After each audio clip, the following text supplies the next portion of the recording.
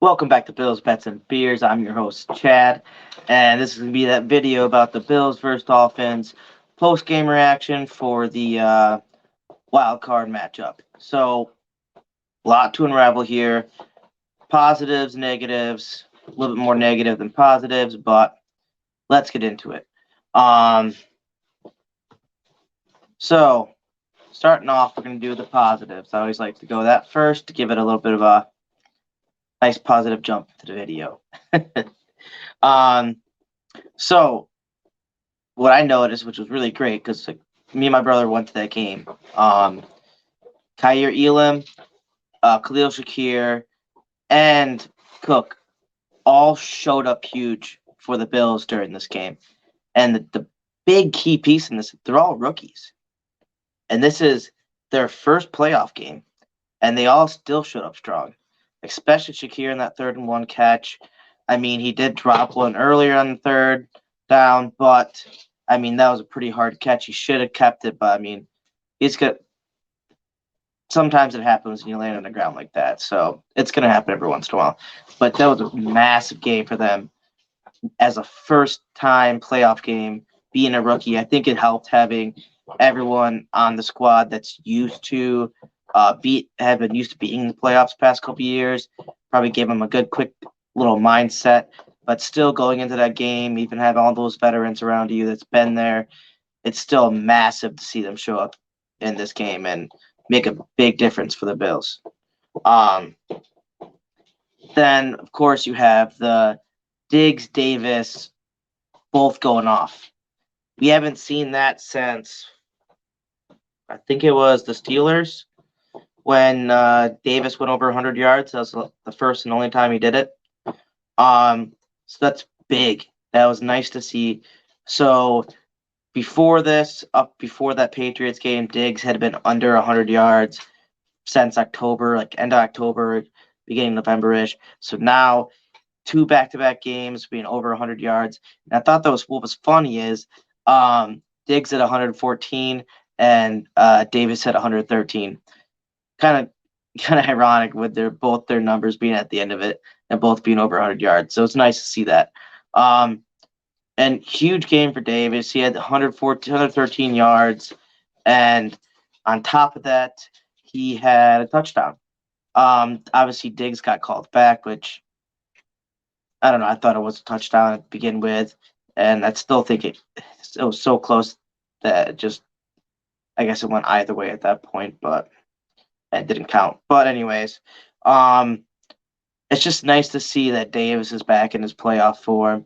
Diggs is showing out. Allen's going Diggs' way often in the beginning, and he had a big first quarter. So nice to see them jumping out the gate that strong. Obviously, there's negatives from Allen's play, but the wide receivers all showed up pretty well. Even Cole Beasley, he came up with 2 catches, 35 yards, and a touchdown. That touchdown pass was really nice from Allen, and the running after the catch was nice from Beasley. Um, I don't know. It's just nice to see Beasley doing something for us because he was that guy who got open on a couple times to move the sticks a little bit and get a touchdown, obviously. Um, then, like I said, Shakir did very well today too. You had Knox going, getting a nice touchdown. So it's everything really gelled well. And even on a game where it seemed to go doom and gloom because of all these turnovers and stuff, our offense actually moved pretty well with the wide receiver. I think that was the best catching, besides a drop from Shakir, that we've seen in a while. Um, then you got the Bills' run defense. Simba. Sorry about that. Dogs knocked my stuff over. I had Bills' run D improved a lot. Not a lot, but compared to the last matchup, obviously they didn't have their running back that they usually have back there, and Mostert. But you have to see that they did have Jeff Wilson Jr. isn't a slob either, so it was nice to see that they were to keep the whole team underneath 42 yards on 20 attempts. So it's not like it was 15 attempts. Um, it was 20 attempts, nice They obviously threw a lot more. There were 60 attempts throwing and only got 30%, about 50% of it done. But 42 yards on 20 attempts is good. I think what was it? Wilson only got like I think 20 something yards, if that. So it's good to see that. Then you have the pass rush. They did their job. They got 4 sacks on Skyler, and then I mean they also provided the pressure. It was just nice to see them getting that pressure against this guy. Obviously, he's a rookie, so it's easier to get pressure on him. And their O-line was a little banged up, so it made it a little bit easier. But they did what they were supposed to. That was the positive side of it. And that pass rush, they helped a lot with the run game too, because they were getting those tackles. They were getting a lot of tackles for loss and stuff like that. They weren't allowing too many holes to be opened, so they were keeping in front of it, but as well as getting back there and getting him a couple times. Obviously, they got 4 sacks, but it's nice to see that. And Milano went off. He got 2 of them. Then Ed Oliver went up the middle, got a nice one. And then Boogie Basham showed up big too. So it's nice to see everyone back there doing the job. All the young people getting it in and making a big showing in a game that they were definitely needed when the offense did have their little struggles, at least with the turnover field. So, if you're new to this channel and you're like, hey, who the hell is this guy talking about the Bills? I'm just Bills, an avid Bills fan. I talk about Bills football, NFL in general. I walk through parlays and stuff that I put in for these games. And then I also do the occasional tasting and rating of a tasty brew. Today I'm going to be doing that as well. So I like to pick like local IPAs from the area just to kind of showcase what we have here. And then it's going to take me a while to run through them, but I'll probably pick some domestic ones too, and then pick some stuff from a little bit further out of the area too.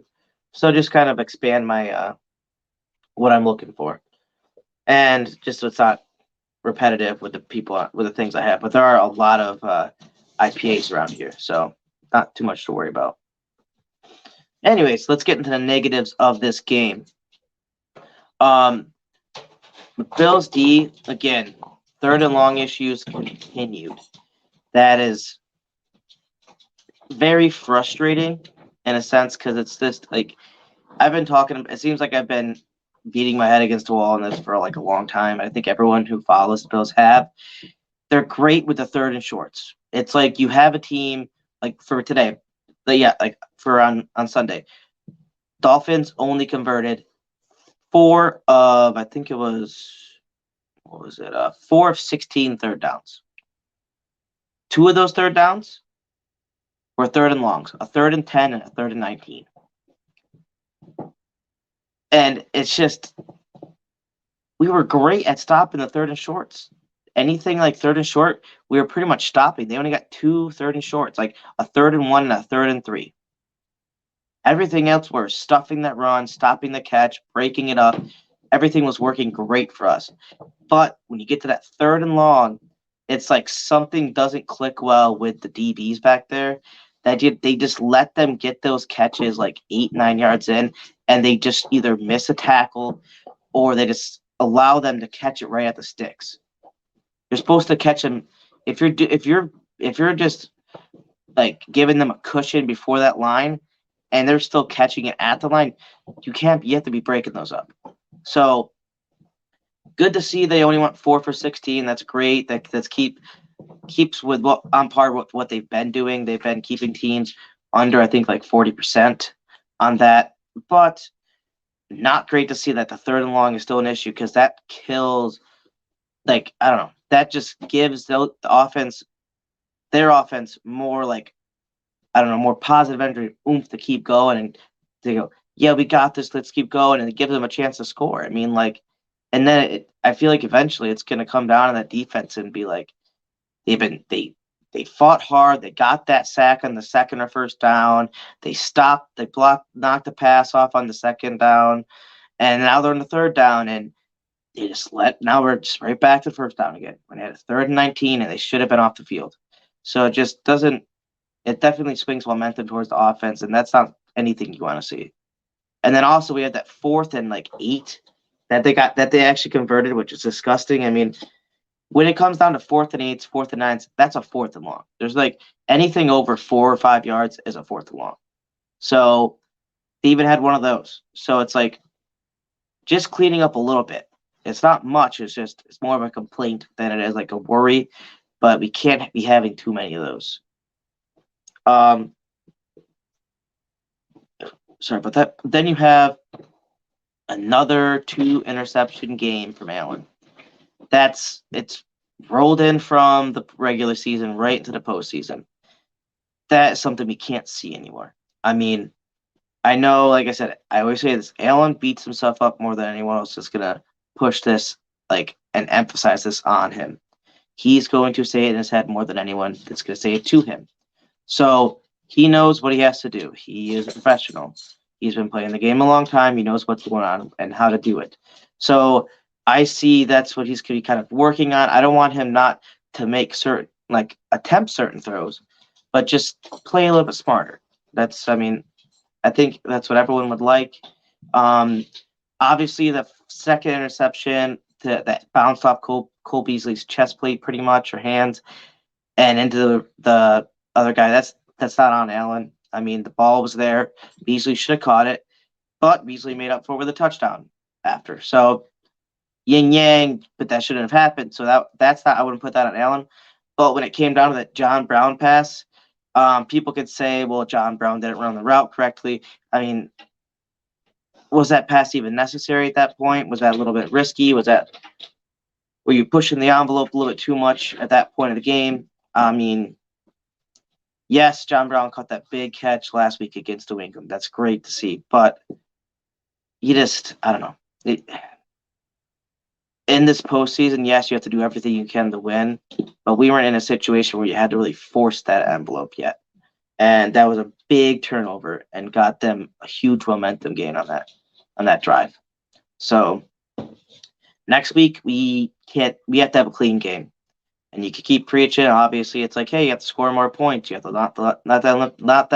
not let them score as much to win the game. It's just stating the obvious at this point. But you can't be having 2 interception games in the postseason and expect to beat teams that have a great offense as well. Most of these games, it's going to be a score-to-score basis. So it's going to be they're scoring, you're scoring, they're scoring. Whoever doesn't score and makes that turnover and does that is usually going to be the one to lose. Whoever loses the turnover battle in the playoffs usually loses games. That's a big thing we have to watch for. Also, Allen has been running a little bit, not carelessly, but a little bit less. Obviously, he got hit pretty hard when he went to do that run, and he fumbled it. But he only looked like he had like one hand on the ball, or maybe it just wasn't enough to keep it sturdy in his grasp. So just obviously, I think they're going to practice that a lot, just keeping the ball in your hands. And that's something that we can't have happening either. A fumble recovery, touchdown to begin the third quarter. We got the ball in the third quarter. We were going to come back, get up, and just kind of shut them out and slow them down in the second half, and kind of do what we did against the Bears. Just coast out, get a couple scores, win by 15-20. But not the case, obviously. We wanted to make it very stressful. Then the big reason why Allen wasn't playing that well, at least for me, the O-line. I mean, yes, at times he had time back there, but he got sacked 7 times. I was watching that game live. I literally didn't drink in a stadium. I was paying attention the whole time, and it's like you didn't realize there were 7 sacks. You know they were getting pressure on him, and they were getting to him a good handful of times, but you weren't thinking 7. I was thinking maybe like 4, like 5 max, but 7 seemed super. It's just massive. You cannot be having stuff like that. I mean, pass blocking just needs to clean up a little bit.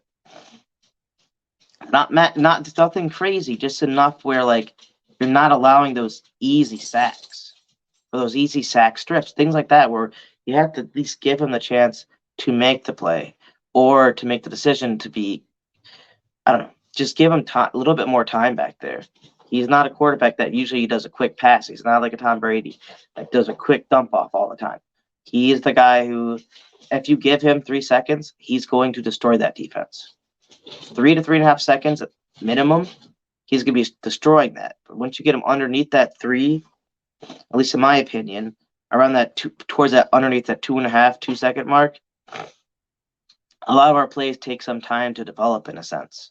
Unless you're playing like a quick like slant by Diggs or like something like that, like a 5 and in or something like that by Diggs and like or Davis or even Knox going across, like just doing a cross. You still need some time for a cross like that to develop. So it's like, I don't know. We need to at least give him that 2.5 seconds. So 2 to 2.5 seconds to make it better, but you would love to see 3 to 3.5. And that's a lot of time in the NFL. And it's just that if we can give him at least 3, he's going to destroy defenses all day. I think we can move forward and we can improve. I think it was a big wake up call to barely scrape past these Phins, and it's going to be something that I think that they kind of needed in a sense because that Patriots game wasn't that great. Maybe they thought, well, it's playoffs, things are going to be different. They haven't changed that much, so we have to show.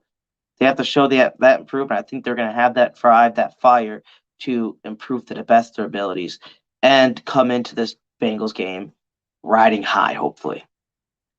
Then you have coaching. I mean, Sean McDermott's a great coach. No one can say he's not.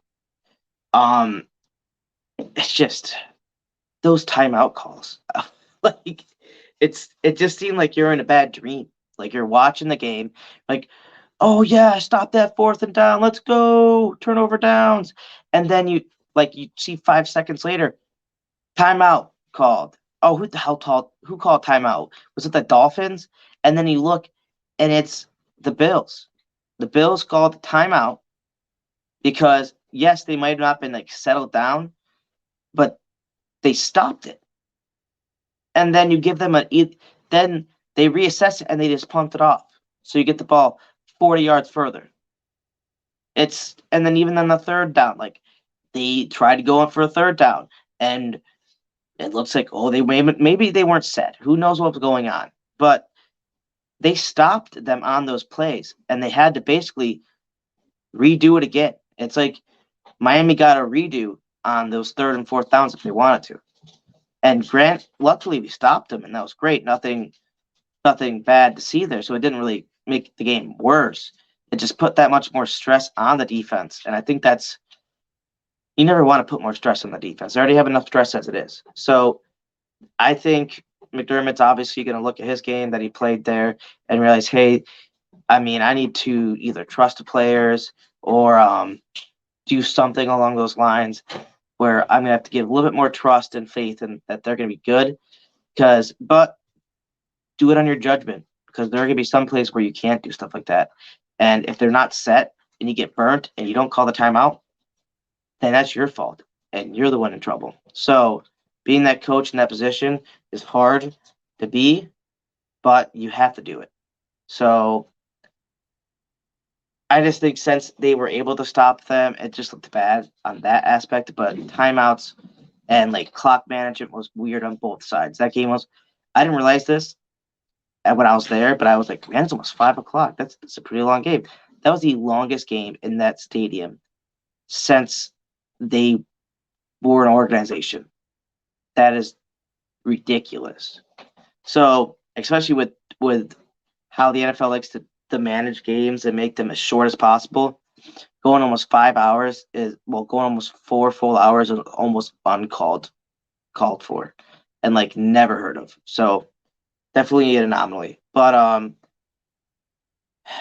I think they're gonna go into that game, watch what they were doing, see like why did I call that timeout? Why did I do this? And also like that pass to I forgot who it was. I think it might have been Waddle or someone else that was actually dropped and bobbled, and the challenge was never thrown.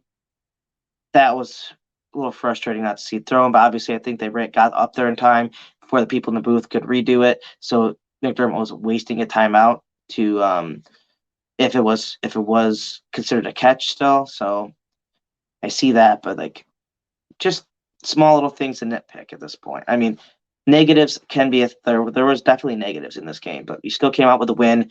That's massive. It's playoff football, and we're going up against a division rival. You would have loved them just to blow the shit out of Skylar Thompson, just like they did Mac Jones last year in that first game. But shit happens, and you got to keep going for it and just learn from your mistakes, which I think they have. And I think going into this game, it might have been the best thing that could have happened to them because now it's a bigger wake up call, being like, hey, we can't play like that against these next couple matches because if we do, we're gonna beat ourselves. We can't beat ourselves. We have to let if we're gonna lose, they have to beat us. We can't give them an easy way out. So I think it was a nice big wake up call for them.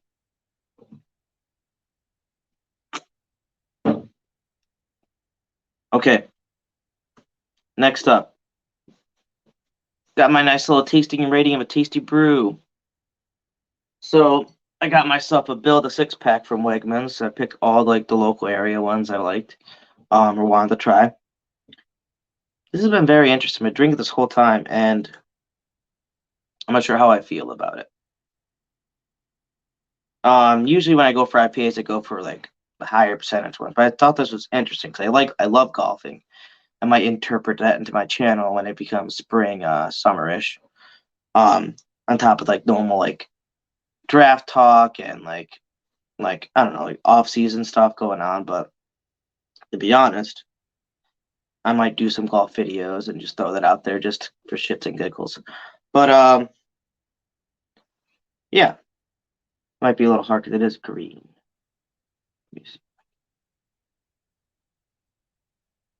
Okay, this is not gonna work. But yeah, I'll just tell you what it looks like. um, it's Young Lion Brewing Company. They're brewed out of Canandaigua. It's a nice little central Western New York brewing company. Um, it's special release, and I guess it was Go Low IPA. And it has a little golfer on it too. It's pretty cool. Um, it's only 4.2%.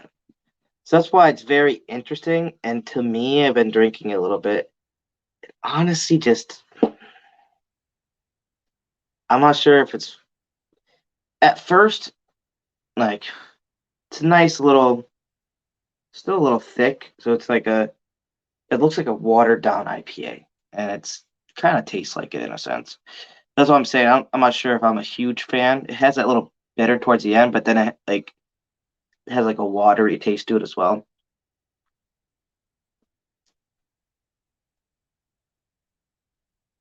So I could see if you're on the course, this would be very refreshing, and it's almost like you're drinking like a draft beer, but you're still. I think this is so yeah, it's only 100 calories for 12 ounces, so that's really good for an IPA. That's about as low as they say for like those milk, all those like what do they call all those like Miller Lights and stuff like that. I mean, like the right would say, oh, super low calories, blah blah blah blah blah. So it's nice to see an IPA with a low calorie count if you want to do that. Um, if I'm on the course, I drink like probably 3 or 4, and I usually pick up some. If it's 2 to 3 or 3 to 4, and it's usually some nice high percentage IPAs. But this would be something that like it's refreshing, where it doesn't seem like it's like dehydrating you as a beer. It seems like it's actually like hydrating you in a sense because it has that like quality where it's like watered down's a bad way to describe it, but that's what it seems like. It seems like a refreshing drink of water, but you have that like IPA bitter in the middle and the end ish. At the beginning and middle of it, and then at the end you get that refreshing taste. Like you just like had a nice drink of water where you're like all refreshed up and ready to go. So taste, I give it like a 6. It's just I think it's just so weird to me right now that I kind of like the stronger taste of an IPA. That's what I kind of go for. But to be honest, it's still like it's good for what it is. Like it's what they're trying to go for. I think they're trying to go for that refreshing, low calorie thing you can drink on the golf course and pretty much not have to worry about messing with your game in a sense. Because I mean, I've done it before. I drink those like 9.5% when I'm on there. I'd get a tall boy and just drink that and maybe another smaller IPA and like canned IPA. And it's like after that first one, you definitely feel it and it can affect your golf game if you're not used to it. So I get what they're going for with this.